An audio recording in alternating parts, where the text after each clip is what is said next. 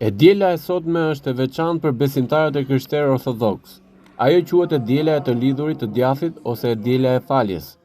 Nga nesër fillon periudha 40 ditore e Kreshmës së Madhe, e cila mbaron ditën e Pashkës, ku kremtohet ngjallja e Zotit Jezu Krisht, dhe që këtë vit bie më 12 prill. Kreshma në kishën ortodokse është dy dimensionale. Nga njëra anë të krishterët largohen nga përdorimi i mishit, i bylmetit dhe i nën produkteve të tyre, ndërsa nga ana tjetër shtojnë lutjet e tyre drejtuar Perëndis. Pjesa e ungjillit që lexohet sot në kishë e shkëputur nga Ungjilli sipas Mateut jep udhëzimet e sakta se ku duhet të mbështeten besimtarët për të filluar këtë rrugtim shpirtëror. Kreshma fillon duke falur njëri tjetrin, duke shtuar dashurinë për të afërmit dhe për të gjithë njerëzit, duke patur gëzim në zemër dhe në shpirt, duke qenë të sinqert dhe jo hipokrit, thekson Ungjilli, fjala e Zotit.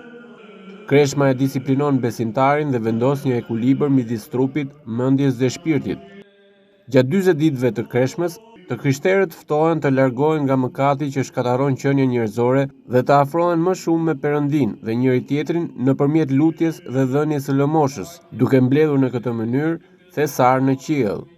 Mesazhi kryesor që përcillet këtë të diel në kishën ortodokse është udhëtimi shpirtëror që fillon me Kreshmën, duke falur njëri tjetrin, duke shtuar dashurinë për të gjithë njerëzit, duke patur gëzim në zemër dhe në shpirt dhe duke dhënë lëmosh për të gjithë ata që kanë nevojë.